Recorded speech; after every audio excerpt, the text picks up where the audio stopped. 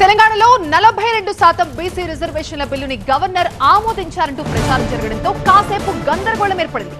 రాష్ట్ర ప్రభుత్వం రాజ్ భవన్ మధ్య కమ్యూనికేషన్ గ్యాప్ తో ఈ గందరగోళం ఏర్పడింది. గత నెల 30న జరిగిన అసెంబ్లీ సమావేశాల్లో హైదరాబాద్ మహానగర శివార్లలోని కొన్ని పంచాయతీలని మున్సిపాలిటీలో విలీనం చేస్తూ రాష్ట్ర ప్రభుత్వం బిల్లు ప్రవేశపెట్టింది, ఆమోదించింది. ఈ బిల్లుని గవర్నర్ ఆమోదించడంతో ఆ పంచాయతీల విలీనంపై తెలంగాణ ప్రభుత్వ న్యాయశాఖ మెమో జారీ చేసింది. దీంతో గవర్నర్ దగ్గర పెండింగ్ లో ఉన్న బీసీ రిజర్వేషన్ల బిల్లు ఆమోదం పొందిందని, త్వరలోనే తెలంగాణ ప్రభుత్వం స్థానిక సంస్థల ఎన్నికల నోటిఫికేషన్ జారీ చేస్తున్నట్టు ప్రచారం జరిగింది.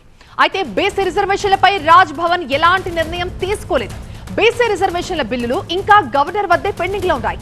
బీసీలకు స్థానిక సంస్థల్లో 42% రిజర్వేషన్ల బిల్లు, విద్యా ఉద్యోగాల్లో 42% రిజర్వేషన్లు వర్తింపచేస్తూ తీసుకొచ్చిన 2 బిల్లులతో పాటు 50% రిజర్వేషన్ల సీలింగ్ ఎత్తివేస్తూ చేసిన పంచాయతీరాజ్, మున్సిపల్ చట్ట సవరణ బిల్లులు కూడా తెలంగాణ గవర్నర్ వద్ద పెండింగ్ లోనే ఉన్నాయి.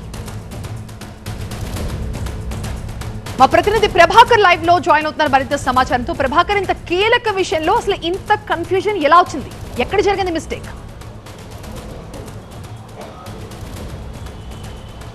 ఇక్కడ మన చేతిలో కనిపిస్తున్న ఈ ఆర్డర్ వల్లనే మొత్తం ఈ కన్ఫ్యూజన్ అంతా క్రియేట్ అయింది చెప్పొచ్చు. ఇక్కడ ఇది government law department assembly printing డైరెక్టర్కి ఇచ్చిన మెమో ఇది. దీంట్లో ఇది ఏముంటుందంటే, సహజంగా ఒక అసెంబ్లీ ఆమోదం పొందిన తర్వాత ఆ బిల్లు రాజ్భవన్కి వెళ్తుంది. రాజ్భవన్లో గవర్నర్ ఆమోదం పొందగానే గెజిట్ నోటిఫికేషన్ జారీ చేయాల్సిందిగా లా సెక్రటరీ దీన్ని అసెంబ్లీకి సంబంధించిన ప్రింటింగ్ డైరెక్టర్కి పంపిస్తారు. సో ఆ మెమోని ఇక్కడ కన్ఫ్యూజ్ అయ్యారు. దాంట్లో భాగంగానే, అంటే ఎందుకు కన్ఫ్యూజ్ కావాల్సి వచ్చిందంటే, ఈ మెమో ఇప్పుడు గవర్నర్ దగ్గర ఆల్రెడీ బీసీ బిల్ల పెండింగ్ ఉంది కాబట్టి, బీసీ రిజర్వేషన్కి సంబంధించిన అంశం పెండింగ్ ఉంది కాబట్టి ఇక్కడ అదే మెన్షన్ చేశారు. తెలంగాణ పంచాయతీరాజ్ సెకండ్ అమెండ్మెంట్ ఇక్కడ జరిగింది మిస్టేక్ అంతా. యాక్చువల్గా బీసీ రిజర్వేషన్స్ బిల్లు సవరణ అనేది థర్డ్ అమెండ్మెంట్, 3వ సవరణ. అది సెకండ్ అమెండ్మెంట్లో మాత్రం, సెకండ్ అమెండ్మెంట్లో కొన్ని మున్సిపాలిటీలను పంచాయతీరాజ్ 2వ సవరణ ద్వారా విలీనం చేస్తూ కొన్ని మున్సిపాలిటీలను క్రియేట్ చేస్తూ, కొత్త మున్సిపాలిటీలను క్రియేట్ చేస్తూ,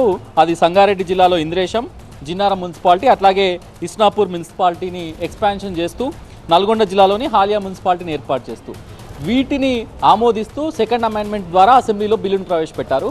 సో ఆ బిల్లు ఆమోదం పొంది గవర్నర్ దగ్గరికి వెళ్ళింది. గవర్నర్ ఆమోదం పొందిన తర్వాత దాన్ని గెజిట్ నోటిఫికేషన్ జారీ చేయాల్సిందిగా ప్రభుత్వాన్ని ఆదేశిస్తారు, ఈ మెమోని ఇస్తారు. సో ఈ మెమోలో third amendment BC reservation bill ఉండడం వల్ల ఇదే అమెండ్మెంట్ బీసీ రిజర్వేషన్ బిల్లుకి సంబంధించి కావచ్చు అనే కన్ఫ్యూజన్ పూర్తి స్థాయిలో వ్యాపించింది. సో దీనికి సంబంధించి అటు కొంత గవర్నమెంట్ నుంచి క్లారిటీ లేట్ అవ్వడం, అప్పటికే ఇదంతా సర్క్యులేట్ అవ్వడంతో ఇదంతా జరిగింది. దాని తర్వాత పంచాయతీరాజ్ డిపార్ట్మెంట్, పంచాయతీరాజ్ మంత్రిత్వ శాఖ నుంచి క్లారిటీ వచ్చింది. దాని తర్వాత ఐఎన్పిఆర్ నుంచి కూడా క్లారిటీ వచ్చింది. సో ఇప్పుడు రిజర్వేషన్లపై ఎలాంటి నిర్ణయం తీసుకోలేదు. రిజర్వేషన్ల బిల్ ఇంకా గవర్నర్ దగ్గర పెండింగ్లో ఉంది.